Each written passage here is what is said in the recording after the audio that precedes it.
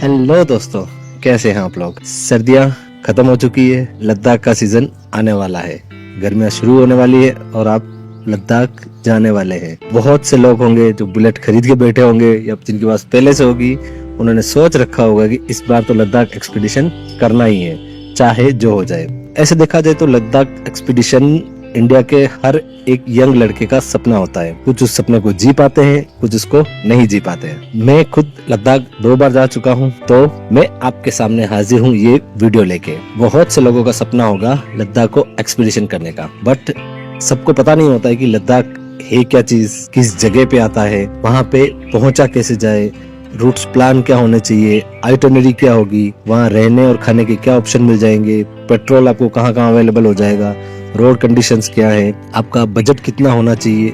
ये बहुत सारे सवाल आपके दिमाग में आ रहे होंगे। अगर आप भी लद्दाख का प्लान कर रहे हैं तो कौन सी गाड़ी लेके आप वहाँ पे जा सकते हैं, आपके पास जो गाड़ी है वो वहाँ पे चल पाएगी या नहीं। ऐसे कई सारे सवाल है जो आपके दिमाग में आ रहे होंगे।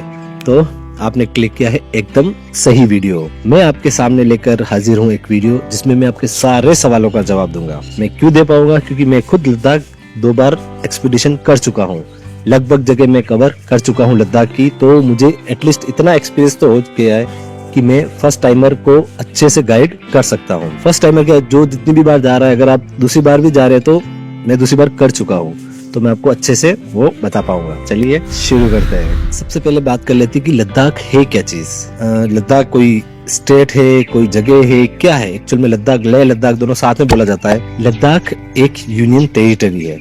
पहले ये JNK का एक पार्ट हुआ करता था, बट अब इसको अलग करके एक यूनियन टेरिटरी बना दिया गया है। उसका जो हेडक्वार्टर सिटी है, हेडक्वार्टर टाउन बोल सकते हैं, हेडक्वार्टर शहर बोल सकते हैं, वो है लेह। तो अगर आपको लद्दाख एक्सपीडिशन करना है तो आपका मेन टारगेट रहेगा लेह तक पहुंचने का। जो लेह जो है वो हिमालय रेंजेस की पहाड़ियों की गोदी में बसा हुआ एक छोटा सा शहर है। अब बात कर लेते हैं रूट्स की, मोड ऑफ ट्रांसपोर्ट की। सबसे पहले अगर मोड ऑफ ट्रांसपोर्ट की बात करें, बाय ट्रेन की बात करें तो आप सिर्फ जम्मू तक पहुंच पाएंगे बाय ट्रेन। तो बाय ट्रेन आप अवॉइड ही करें, ज्यादा बेटर रहेगा। दूसरा है बाय एयर। अगर बाय एयर आप जाते हैं तो लेह सीधा आप लैंड कर सकते हैं। मेजर सिटीज से लेह के लिए आपको फ्लाइट अवेलेबल हो जाएगी, तो आप सीधा लेह में लैंड कर सकते हैं। दूसरा और सबसे फेमस जो तरीका है वो है बाय रोड, या बाइक से जाओ, कार से जाओ, आपकी मर्जी है। अगर बाय रोड आपको ले जाना है ना, तो मैं यही सजेस्ट करूंगा कि आप बाय बाइक ही जाएं। अगर रूट्स की बात करें तो अगर दिल्ली को हेडक्वार्टर माने, जहां से हमें शुरू करना है, बेस कैंप माने, तो उसके 2 रास्ते हो सकते हैं। एक तो आप वाया जम्मू, श्रीनगर, कारगिल होके लेह पहुंचे। दूसरा है आप मनाली, सरचू, पांग ऐसे होते हुए आप लेह पहुंचे। मेरा जो पर्सनल फेवरेट रूट है, मैं जो सर्किट करना चाहता हूँ या किया जो भी है व्हाटएवर, और जो फर्स्ट टाइम कर रहे हैं उनको मैं यही राय दूंगा कि आप श्रीनगर की साइड से शुरू कीजिए। श्रीनगर, कारगिल होते हुए आप लेह पहुंचिए, वापस आते टाइम आप सरचू और मनाली होते हुए वापस आ जाइए। ये मैं ऐसा इसलिए कह रहा हूँ, अगर आप श्रीनगर की साइड से जाते हैं तो जो एल्टीट्यूड है वो धीरे धीरे गेन होता है, तो उससे क्या है कि आपकी बॉडी उन माउंटेन्स के हिसाब से एक्लाइमेटाइज होती रहती है। और अगर आप मनाली साइड से जाते हैं तो वहाँ पे एकदम से जो एल्टीट्यूड है वो आ जाता है, बढ़ जाता है, तो आपकी बॉडी को पता ही नहीं चलता है, एक्लाइमेटाइज हो ही नहीं पाती है, तो आप एक्यूट माउंटेन सिकनेस का शिकार भी हो सकते हैं। अब बात कर लेते हैं डे वाइज आइटनरी की, कि आपको किस किस दिन कहाँ कहाँ पहुंचना है, एक दिन में कितना कितना आपको कवर करना है, नाइट स्टे आपको कहाँ करना है, आपको कितने दिन की जरूरत पड़ेगी, ये सब बात अब कर लेते हैं। इसमें आपको डे वाइज आइटनरी पता चल जाएगी आपको कैसे क्या करना है। मैं ये मान के चल रहा हूँ कि आप श्रीनगर वाली साइड से जाएंगे, जम्मू वाली साइड से जाएंगे, तो हम आइटनरी भी उसी हिसाब से डिसाइड करेंगे। बात कर लेते हैं डे 1 की। डे 1 आप दिल्ली से निकलेंगे और पठानकोट या जम्मू, जहाँ तक भी आपको फिजिबल लगे, जहाँ तक भी आप आराम से पहुंच जाए, आपको पहुंच जाना है। और मैं ये मान रहा हूँ कि आप जम्मू तक पहुंच जाएंगे। अराउंड 600 किलोमीटर का पड़ेगा, आप इजीली पहुंच जाएंगे, कोई दिक्कत आपको कहीं होने नहीं वाली। जम्मू पहुंच के आपको नाइट स्टे आपको जम्मू में करना है। अब बात कर लेते हैं डे 2 की। डे 2 में आपको जम्मू से निकलकर पहुंचना है आपको श्रीनगर। ये अराउंड 250 किलोमीटर की जर्नी होगी और माउंटेन्स की अच्छे से शुरुआत हो चुकी होगी, तो आपको पूरा माउंटेन्स में ही कवर करना है। तो आप आराम से शाम होते होते श्रीनगर तक पहुंच जाएंगे। श्रीनगर में भी आपको रहने खाने के अच्छे खासे ऑप्शन मिल जाएंगे, आपको होम स्टेज मिल जाएंगे, तो आप वहाँ स्टे कर सकते हैं।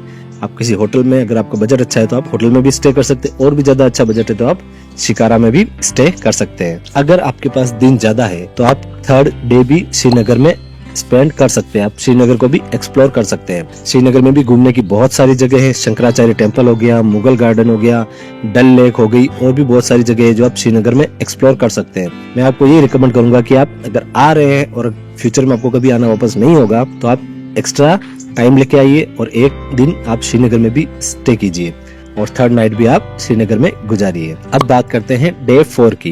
डे 4 में आपको श्रीनगर से निकल के पहुंचना है कारगिल। लोग श्रीनगर से सीधा लेह भी ट्राई करते हैं, बट वो प्रो राइडर्स होते हैं या फिर जिनके पास टाइम की बहुत ज्यादा कमी होती है वो ट्राई करते हैं। आपको इतना ट्राई नहीं करना है। आप फर्स्ट टाइमर हैं तो फर्स्ट टाइमर की तरह बिहेव कीजिए, आराम से घूमिए फिरिए, जो अट्रैक्शन से उनका मजा लीजिए। तो आप पहुंचना है आपको कारगिल, जो अराउंड श्रीनगर से कारगिल अराउंड 200 किलोमीटर की जर्नी होगी। बहुत अच्छे अच्छे अट्रैक्शंस आएंगे आपको श्रीनगर से निकलते ही थोड़ा सा आगे चलते ही सीधे मिलेगा सोनमर्ग वैली, जो अपने आप में बहुत खूबसूरत जगह है। सोनमर्ग एक्सप्लोर कीजिए थोड़ी देर, फिर सोनमर्ग से निकल के आप पहुंच जाएंगे वन ऑफ द डेंजरस पास जोजिल्ला। वो एक टाइम पे बहुत डेंजरस पास हुआ करता था, तो आप जोजिल्ला देखते हुए जाइए, उसके एडवेंचर को फील कीजिए, वो थ्रिल महसूस कीजिए। जोजिल्ला क्रॉस करते ही आप पहुंच जाएंगे 0 पॉइंट, जहाँ पे आपको स्नो मिल जाएगी। तो आप स्नो में थोड़ी देर खेलिए, कूदिए, मजे कीजिए। फिर ऐसे करते करते धीरे धीरे आप कारगिल पहुंच जाइए। रास्ता बहुत ही खूबसूरत है, बहुत ही मजेदार है और बहुत ही एडवेंचरस है। तो आपको आराम से जाना है, मजे करते हुए जाना है। आप लगभग 8 से 10 घंटे में मजे करते हुए कारगिल पहुंच जाएंगे, जहां जाके आपको 4th नाइट कारगिल में स्टे करना है। 5th डे आपको कारगिल से निकलकर पहुंचना है लेह। बहुत ही शानदार रास्ता है, 200 से 220-230 किलोमीटर की जर्नी है। आराम से आप 8 से 10 घंटे में पहुंच जाएंगे। बीच में जो सीनिक ब्यूटी की बात करूं, सबसे अच्छा लामायरू आएगा, जो इंडिया का मूनलैंड कहलाता है। इसके बाद आपको आएगा मैग्नेटिक हिल, पत्थर साहब गुरुद्वारा, मोरे प्लेन्स और निम्मू कॉन्फ्लुएंस, जहाँ पे जंस्कार और इंडस रिवर का कॉन्फ्लुएंस होता है। वो बहुत सारे अट्रैक्शंस आएंगे, तो आपको हर जगह रुकते हुए जाना है, हर जगह को एक्सप्लोर करते हुए जाना है और आराम से आप 8 से 10 घंटे में लेह पहुंच जाएंगे। लेह पहुंचते ही आपको अपने रहने का जुगाड़ करना है। मैं तो यही कहूंगा कि आप होटल के भरोसे मत रहिए, होम स्टे का जुगाड़ कीजिए। होम स्टे आपको सस्ते भी पड़ जाएंगे और अच्छे भी मिल जाएंगे। आपको घर जैसी हॉस्पिटलिटी वहाँ पे अवेलेबल हो जाएगी। बहुत अच्छे लोग हैं, आपका बहुत अच्छे से ध्यान रखेंगे। वहाँ पहुँच के फ्रेश हो जाइए। अगर आप चाहते हैं कि अगर थके ज्यादा नहीं है तो मैं ये कहूंगा कि इवनिंग में आप आराम से लेह मार्केट घूम के आ जाइए। मॉल रोड, जो पहाड़ों में मॉल रोड कहा जाता है, मॉल रोड घूम के आ जाइए, मजे करके आ जाइए। आराम से आके आप रेस्ट कीजिए। नेक्स्ट डे मैं आपको यही कहूंगा कि आपको कहीं नहीं जाना है, आपको थोड़ा रेस्ट करना है और आसपास की जगह है जो आप एक्सप्लोर कर सकते हैं, जैसे वॉर मेमोरियल हो गया या फिर जो फोर्ट है वो हो गया, 1-2 मोनेस्ट्रीज हो गई, शांति स्तूपा हो गया। ये सारी जगह आप उस दिन एक्सप्लोर कीजिए। आप कहीं मत जाइए, बॉडी को एक्लाइमेटाइज होने दीजिए। इसलिए मैं आपको बार बार कह रहा हूँ कि आपको अच्छा खासा टाइम लेके आना है, जल्दबाजी में बिल्कुल भी नहीं आना है।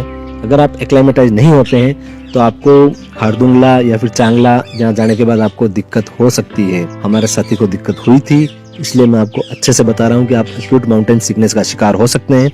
तो आपको बिल्कुल भी ट्राई नहीं करना है, अपनी बॉडी को आराम से एक्लाइमेटाइज होने दीजिए। तो आपको 6th डे भी आपको लेह में ही निकालना है और 6th नाइट भी आपको लेह में निकालनी है। अब बात कर लेते हैं 7th डे की। 7th डे को आपको जाना है नुब्रा वैली। लेह से जो नुब्रा वैली की जो डिस्टेंस है वो अराउंड 130-140 किलोमीटर के आसपास ही है, ज्यादा नहीं है। बट इसमें आपको बीच में एक पास क्रॉस करना पड़ेगा, जो एक टाइम पे वर्ल्ड का हाईएस्ट पास हुआ करता था, द माइटी खारदुंगला। जैसे ही आप खारदुंगला क्रॉस करेंगे आप एंटर हो जाएंगे नुब्रा वैली में। और नुब्रा वैली में हमें जो जाना है वो है हुंडर विलेज। रास्ते में आपको बिस्किट की मोनेस्ट्रीज आएंगी, सैंड ड्यून्स आएंगे, डबल हम्प वाले कैमल की आप राइड कीजिए, मजे कीजिए। आप बिस्किट की मोनेस्ट्रीज देख सकते हैं, वहाँ पे जो सैंड ड्यून्स हैं उनके मजे ले सकते हैं। आपको नाइट हुंडर में ही स्टे करना है। अगर आपके पास एक्स्ट्रा दिन है तो आप हुंडर से आगे तुर्तुक विलेज जा सकते हैं, जो कभी पाकिस्तान का पार्ट हुआ करता था। आप वहां जाके भी नाइट स्टे कर सकते हैं, वो भी बहुत खूबसूरत जगह है अगर आपके पास एक्स्ट्रा दिन है तो। अगर नहीं है हम बात कर लेते हैं नेक्स्ट 8th डे की। 8th डे आपके लिए सबसे ज्यादा स्ट्रेसफुल होने वाला है इस जर्नी का। 8th डे को आपको नुब्रा वैली से निकल के पहुंचना है पेंगोंग लेक, जो अभी तक भी बहुत ज्यादा एडवेंचरस रोड है, बहुत ज्यादा टूटा फूटा रोड है, बहुत ही ज्यादा ऑफ रोडिंग है। बाकी सारे रोड अच्छे बन चुके हैं, बस वो ही पेच बचता है अभी फिलहाल जो आपको एडवेंचरस फील करवाएगा। अगर आपको एडवेंचर रियल में फील करना है तो आपको नुब्रा वैली से जाना है पेंगोंग लेक। वो है 8th डे। वो अराउंड 230-240 किलोमीटर की जर्नी होगी, जिसमें आपको आराम से 10 से 12 घंटे लग जाएंगे। तो आपको क्या करना है, वो सुबह बहुत जल्दी निकलना है, ताकि जो बर्फ का पानी पिघल के रोडों पे आता है, जो वाटर क्रॉसिंग से आपको मिलती है, वो थोड़ी सी कम मिलेगी तो सही आपको, बट वो जितना जल्दी निकलेंगे वो थोड़ी कम मिलेंगी, नालों जैसी मिलेगी, नदियों जैसी नहीं मिलेगी। पेंगोंग लेक जाना इसलिए जरूरी है, जैसे 4 धाम यात्रा में आप केदारनाथ धाम जाना जरूरी ही है, वैसे ही आपको पेंगोंग लेक जाना भी जरूरी है लद्दाख में। लद्दाख में अगर पेंगोंग लेक नहीं गए तो आपने कुछ भी नहीं देखा। आप ऐसे करते शाम होते होते पेंगोंग लेक पहुंच जाएंगे। जैसे ही आपको उसका फर्स्ट व्यू मिलेगा ना, आपकी सारी थकान मिट जाएगी और आपको लगेगा इस व्यू के लिए इतनी तो स्ट्रेच बनता है, इतना तो होना ही चाहिए। तब जाके आपको वैल्यू समझ में आती है कि इस व्यू की क्या वैल्यू है। अब वहाँ अकोमोडेशन की बात करूँ तो अगर आपका बजट अलाउ करता है तो आप वहाँ कैंप साइट्स में भी रुक सकते हैं। बहुत ज्यादा महंगी होगी, ऑब्वियसली सीजन उनका 6 महीने चलता है, तो 6 महीने के लिए बहुत ज्यादा महंगी होती है वो। तो अगर आपका बजट अलाउ करता है तो आप उसमें कैंप साइट्स में रुक सकते हैं। और अगर आपको बजट अलाउ नहीं करता है तो थोड़ा सा आगे जाके मेराक विलेज आएगा। मेराक विलेज में आप होम स्टे ले सकते हैं, वहाँ पे छोटी मोटी 1-2 होटलें भी होंगी, वो भी ट्राई कर सकते हैं अकॉर्डिंग टू योर बजट। तो आपको 8th नाइट पेंगोंग में स्टे करना है। 90 दिन की सुबह उठिए, पेंगोंग के नजारों का आनंद लीजिए। सुबह सुबह उठिए और सनराइज होता हुआ देखिए, उस पानी को देखिए, आपको मजा आ जाएगा, आपको आनंद आ जाएगा। आपको ऐसा लगेगा कि ये जगह छोड़ के तो जाना ही नहीं है। फिर 9th डे आपको करना है पेंगोंग से वापस ले, जो अराउंड 150-160 किलोमीटर ही है, ज्यादा नहीं है। रोड एकदम शानदार बन चुका है। पिछली बार जब हम गए थे तो खराब था रोड में, नो डाउट, तो हमें भी बहुत ज्यादा टाइम लगा था, बट इस बार रोड बहुत ही शानदार थे, मजा आ गया हमें चलाते हुए। बस बीच में आएगा माइटी चांगला। अगर आपकी किस्मत अच्छी हुई तो चांगला पे आपको बर्फबारी भी देखने को मिल सकती है, बट आपको ज्यादा नहीं रुकना है। हम भी रुके थे तो हमारा भी सर भी चकराने लग गया, हमें समझ नहीं आ रहा था क्या कर रहे हैं हम, फोटो खींच रहे, वीडियो बना रहे, कुछ भी समझ नहीं आ रहा था। बस ऐसे लग रहा था कि जल्दी से जल्दी यहाँ से नीचे भागना है। रोड बहुत ही डेंजरस है, तो आपको आराम से चलना है। भागने का मतलब ये नहीं है कि आप एकदम एंड्यूरो राइडर्स की तरह भगा रहे हो। आप एंड्यूरो राइडर नहीं हो, फर्स्ट टाइमर हो, और माउंटेन के खिलाफ कभी नहीं जाना है। माउंटेन्स के अगेंस्ट तो जाना ही नहीं है, वरना वो आपको अपनी औकात दिखा देंगे। और 9th नाइट में आके आपको वापस लेह में स्टे कर लेना है। अब बात करते हैं 10th डे। 10th डे आपका सबसे इमोशनल वाला दिन होने वाला है, क्योंकि आपको उस दिन लेह को वापस गुड बाय कहना पड़ेगा। अब वो दिन आ गया है जब हमें फाइनली लेह को छोड़ना पड़ेगा। थोड़ा अच्छा सा तो नहीं लग रहा है, क्या करें।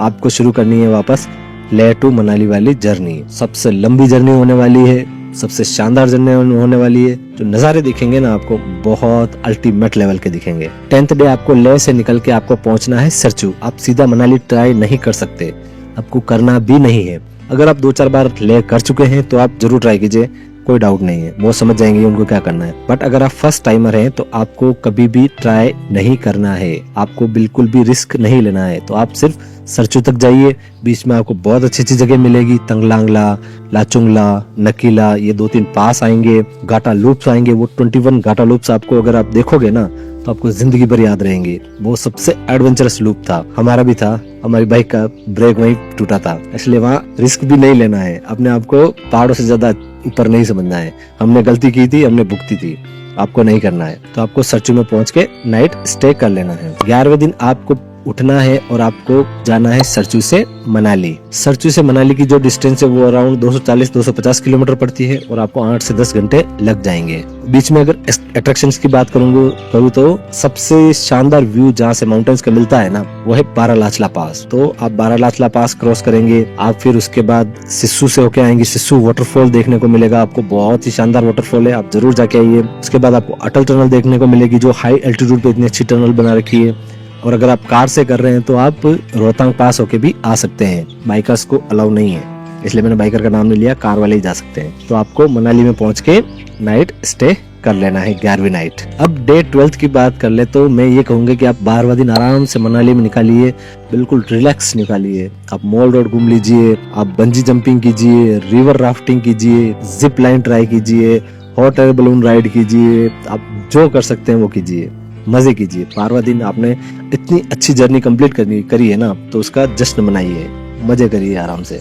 12वां दिन आप मनाली में निकालिए, 12वीं नाइट मनाली में निकालिए, 13वीं नाइट को सुबह जल्दी उठिए और वापस दिल्ली पहुंच जाइए। तो ये थी आपकी आइटनरी जो आप श्रीनगर से शुरू करेंगे और वापस मनाली आके खत्म करेंगे। इस आइटनरी के लिए आपको मैं ये सजेस्ट करूंगा कि ये जैसे 13 दिन बताए मैंने, तो आपको 15 दिन लेके आने हैं। 2 दिन आपको स्पेयर में लेके आने हैं, कि माउंटेन्स है, कोई भरोसा नहीं है कब रास्ते बंद हो जाए, कब क्या हो जाए आपके साथ, कुछ कह नहीं सकते। किसी भी तरह का कोई भरोसा नहीं होता, कभी भी स्नोफॉल हो सकता है, कभी भी पहाड़ सरक सकते हैं, कभी भी रास्ता बंद हो सकता है।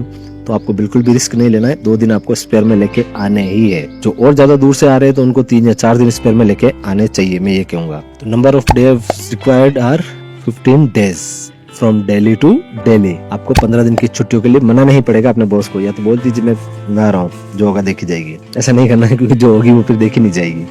अब बात करें फूड एंड अकोमोडेशन की। सबसे पहले अकोमोडेशन की बात करें तो मैंने जो आइटनरी बताई है, आप उसमें आपको कहीं भी कोई भी दिक्कत नहीं होने वाली, कि ये एकदम सीजन के हिसाब से परफेक्ट आइटनरी है। जहाँ जहाँ आपको रुकने का बताया, वहाँ आपको सीजन में सारी व्यवस्थाएं मिलेंगी। आपको श्रीनगर में तो वैसे ही महंगी महंगी होटलें मिल जाएंगी, कारगिल में बहुत अच्छी होटलें मिल जाएंगी, लेह में आपके बजट जितना अलाउ करता है उतनी होटलें मिल जाएगी, नुब्रा वैली में आपको अच्छी सी जगह मिल जाएंगी, पेंगोंग लेक में मिल जाएगी, सरचू में मिल जाएगी, मनाली तो ऑब्वियसली टूरिस्ट हब ही है, तो आपको रहने के लिए कहीं कोई दिक्कत नहीं होने वाली। खाने पीने की बात करें तो जो पहाड़ी खाना है, वो जो पहाड़ों में चलता है, जैसे मैगी, अंडे, ऑमलेट, ये सारी चीजें आपको मिल जाएंगी। ऐसे नहीं कि आप नुब्रा वैली में जाके 5 ही पकवान का वो कर रहे हो, तो वो नहीं मिलने वाला। आपको लोकल फूड मिल जाएगा, आपको मैगी वेगी ये मिल जाएगी, आपको पराठे मिल जाएंगे, आपको चावल मिल जाएगी, आपको रोटी मिल जाएगी, सब्जी मिल जाएगी। आराम से खाने की कोई दिक्कत नहीं होने वाली, आपको हर जगह खाना मिल जाएगा। अब रोड कंडीशंस की बात करें तो जब हम पहली बार गए थे ना लद्दाख, तब तो रोड की कंडीशन बहुत ही ज्यादा खराब थी, बट इस बार हर जगह मतलब हर जगह रोड बहुत ही शानदार बन चुकी है। पिछली बार तो जैसे हम लेह से पेंगोंग भी गए थे, वो रास्ता बहुत ही बेकार था, बट इस बार जो रास्ता था ना, मक्खन था, एकदम मजेदार। अभी जो सिर्फ पेच जो बचता है, वो नुब्रा वैली से जो पेंगोंग वाला रास्ता है, वो एडवेंचरस बचा है। ठीक है, पहाड़ों में जा रहे हैं, वो एडवेंचर तो फील होता है, बट जो ऑफ रोडिंग वाला एडवेंचर है ना, वो आपको सिर्फ उस रास्ते में मिलेगा। बाकी अब कहीं भी आपको कोई भी एडवेंचर नहीं मिलता है। थोड़े थोड़े पेचेस तो हर जगह खराब मिल जाएंगे, जैसे पानी जा रहा होगा, वाटर क्रॉसिंग्स होगी, वो तो हर जगह मिल जाएंगी, बट जो रियल में जो ऑफ रोडिंग होती है ना, वो लगभग खत्म ही हो चुकी है। अब बात कर लेते हैं कि लेह के लिए कोई परमिट की जरूरत पड़ती है क्या? हाँ जी, लेह में पहले परमिट चलता था, अब वो ग्रीन टैक्स बोल लो, लोग उसको अभी भी परमिट ही बोलते हैं। इनर लाइन एक परमिट चलता है। आपको लेह तक जाने के लिए तो कोई परमिट नहीं चाहिए, बट फिर लेह से आसपास की जो चीजें आप एक्सप्लोर करेंगे ना, उसके लिए आपको परमिट की जरूरत पड़ेगी, क्योंकि एक वो बॉर्डर वाला एरिया है, थोड़ा सेंसिटिव जोन हो जाता है, तो वहाँ पे सारा रिकॉर्ड रहता है कि भाई कौन आया कौन गया, वो सारी चीजें रहती है। परमिट आप आराम से ऑनलाइन भी बना सकते हैं। लेह के डीसी ऑफिस वाली वेबसाइट पे जाइए, आपको सीधे परमिट बनाने का ऑप्शन मिल जाएगा, आप पे कीजिए और आपको परमिट मिल जाएगा। मैं ये कहूंगा कि आप जिस दिन लेह पहुंचने वाले हैं ना, उससे 2 दिन पहले का परमिट निकालिए, क्योंकि वहाँ पे लेह पे आपको 2 दिन का वो एक्लेमेटाइजेशन मांगते हैं। अगर आपके पास दिन नहीं है ज्यादा, तो आप 2 दिन पहले का वो निकालिए, आपको कुछ पैसे एक्स्ट्रा देने पड़ेंगे और आप परमिट निकाल सकते हैं। अब बात करें कि आप कौन सी गाड़ी लेके जा सकते हैं, 4 व्हीलर से जा सकते हैं, 2 व्हीलर से जा सकते हैं, कैसे जा सकते हैं। देखिए, सबसे पहली बात तो पहले लोग ये करते थे कि चाहे ये दिल्ली हो गई, मनाली हो गई या श्रीनगर हो गया, यहाँ से बाइक रेंट करते थे और लेके चले जाते थे। बट अब बहुत ज्यादा रेस्ट्रिक्शंस आ गए हैं। जब इस बार हम भी गए थे ना, उस दिन तो वो चुनाव वाला दिन था, तो हमें ज्यादा दिक्कत आई नहीं, बट ये बहुत ज्यादा दिक्कत वाली बात है। आप बाहर की कोई भी गाड़ी रेंटेड नहीं ले जा सकते। अब खुद की गाड़ी है तो आप लेके जाइए, 2 व्हीलर लेके जाइए, 4 व्हीलर लेके जाइए, जैसे भी आप ले जा सकते हैं। बट अगर आपको लेह में आसपास की चीजें घूमनी है, तो आपको लेह से गाड़ी रेंट करनी पड़ेगी, वो अलाउ नहीं करेंगे, आप फंस सकते हैं। तो मैं ये कहूंगा कि आप खुद की गाड़ी ले जाइए आराम से। आपके पास अगर स्प्लेंडर भी है ना, वो भी लेके जाइए। लोगों को सीडी डिलक्स पे घूमते हुए देखा है मैंने, स्कूटर पे घूमते हुए देखा है, स्कूटी पे घूमते हुए देखा है, पैदल घूमते हुए देखा, बाइक पे घूमते हुए देखा है। तो आप कोई भी बहाना मत बनाइए कि मेरे पास बाइक नहीं है, नहीं जा सकते। आपके पास जो बाइक है आप लेके जाइए, आराम से घूमिए। अब बात करते हैं कि आपको किस मौसम में जाना चाहिए। तो देखो, सबसे अच्छा जो मौसम रहेगा लद्दाख घूमने के लिए, वो मई जून से लगा के सितंबर अक्टूबर तक का। फिर उसके बाद बर्फबारी शुरू हो जाती है, पूरा बर्फ से ढक जाता है, तो आप ऐसे इतना आराम से नहीं घूम पाएंगे। बट अब कुछ टाइम से विंटर लद्दाख भी बहुत फेमस हो रहा है। अगर आपको वो करना है तो आप विंटर के टाइम पे भी जा सकते हैं, बर्फ के टाइम पे भी जा सकते हैं, कोई दिक्कत नहीं होने वाली। अब रहती है बजट की बात। पैसा कितना कितना खर्च हुआ, कहाँ का खर्च हुआ, कितना कितना खर्च होगा, वो हम बात करेंगे नेक्स्ट वीडियो में, क्योंकि ये वीडियो बहुत ज्यादा लंबा हो जाएगा और आप भी बोर हो जाएंगे। तो ये थी पूरी लद्दाख की जो मैं करके आया हूँ, मैं फेस करके आया हूँ, वो सारी चीजें मैंने आपको बता दी। अगर आपको लग रहा है कि मैंने कहीं कुछ गलत बता दिया, तो आप मुझे कमेंट में करेक्ट कर सकते हैं, और अगर आप इसमें कुछ ऐड करना चाहें तो भी ऐड कर सकते हैं। तो मिलते हैं इसके अगले वीडियो में, जहां मैं आपको बजट की बात बताऊंगा। तब तक के लिए जय हिंद, हर हर महादेव।